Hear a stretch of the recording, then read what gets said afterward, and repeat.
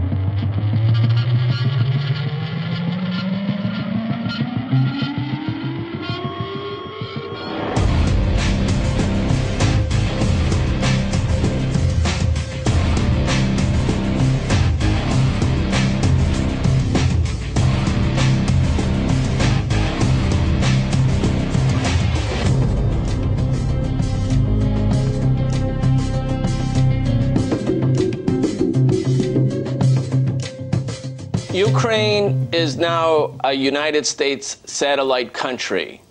They carried out a U.S.-sponsored coup d'etat using fascist forces, literally fascist and neo-Nazi forces, to overthrow the existing government, the democratically elected government, and put into place a puppet, Poroshenko. And what has he said? That the top priority of Ukraine, the top priority, is to integrate into NATO, a military alliance. That shows that Poroshenko is nothing but an extension of American power.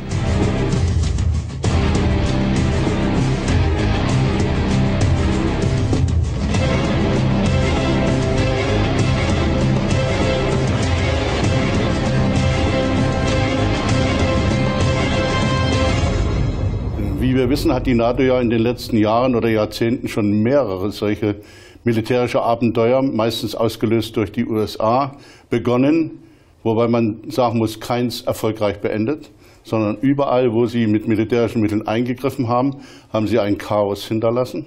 Und das ist zugleich die große Gefahr, wenn Sie jetzt glauben, dass Sie mit einer solchen schnellen Eingreiftruppe, denn so heißt es eigentlich wirklich, es geht nicht um eine Reaktion, sondern es geht um Aktion, versuchen wollen, dem jetzt wieder zum Hauptfeind erklärten Russland den Willen aufzuzwingen. Die NATO überschätzt ihre Möglichkeiten. Das militärische Kräfteverhältnis im Schwarzen Meer und darum herum ist eindeutig nicht zugunsten der NATO. Und es ist abenteuerlich, was dort versucht wird. Also es ist einfach nicht die Wahrheit, dass Russland irgendeinen europäischen Staat bedroht. Die Russen können kein objektives Interesse daran haben, eine militärische Bedrohung auszuüben. Ich kann keine Bedrohung erkennen, das wird herbeigeredet. Das ist meine feste Überzeugung.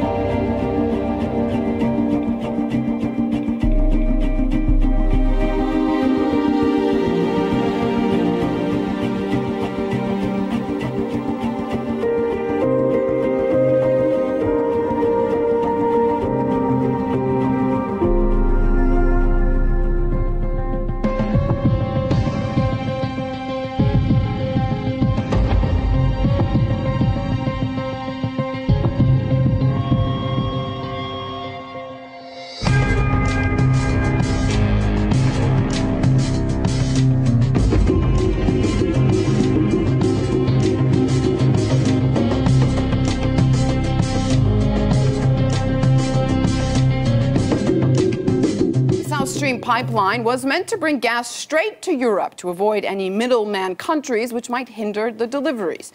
The route was supposed to go from Russia through the Black Sea to Bulgaria, Serbia, Hungary, and Slovenia, then further on to Austria. Everyone said, great idea, and construction began. But relations between the EU and Russia soured this year, and it suddenly turns out that the project doesn't comply with European laws. And in September, the European Parliament approved a resolution. It says all member states should cancel planned agreements with Russia in the energy sector, including the South Stream pipeline. My first reaction was that the EU has done a masterful job of shooting themselves in the foot once more. They did it with the EU sanctions against Russia, which was pressed on them by blackmail from Washington, from Victoria Nuland's neoconservatives and others in the Obama administration. But this decision to cancel the South Stream pipeline clearly was not a spur-of-the-moment decision by President Putin or by Alexei Miller of Gazprom. It was long in the thinking and consideration when they realized what was being done from the European Union side to try to sabotage this. When I say the shooting themselves in the foot, what they do is eliminate a possibility of having secure energy resources, gas resources, over the next period for the southern part of the European Union.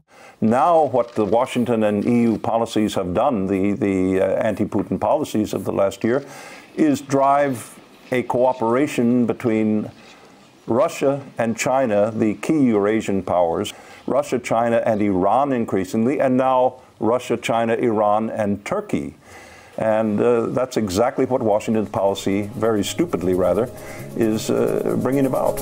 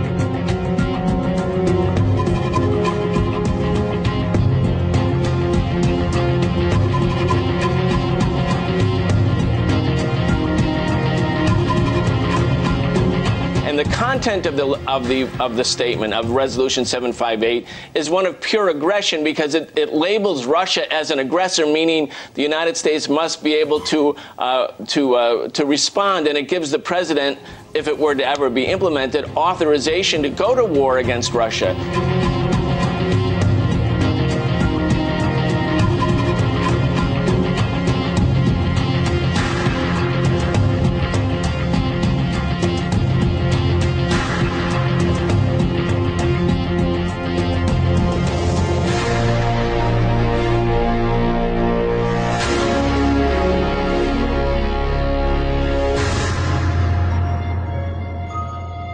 This Thursday, the lower chamber of Congress passed a resolution that many call a declaration of war against Russia. Resolution strongly condemning the actions of the Russian Federation under President Vladimir Putin, which has carried out a policy of aggression against neighboring countries aimed at political and economic domination. The resolution, among other things, calls to reinforce NATO against Russia, to arm Ukraine, and to export U.S. natural gas to European countries so that they stop buying energy from Russia. There are policymakers in this town who do not want things to get better. They want permanent conflict.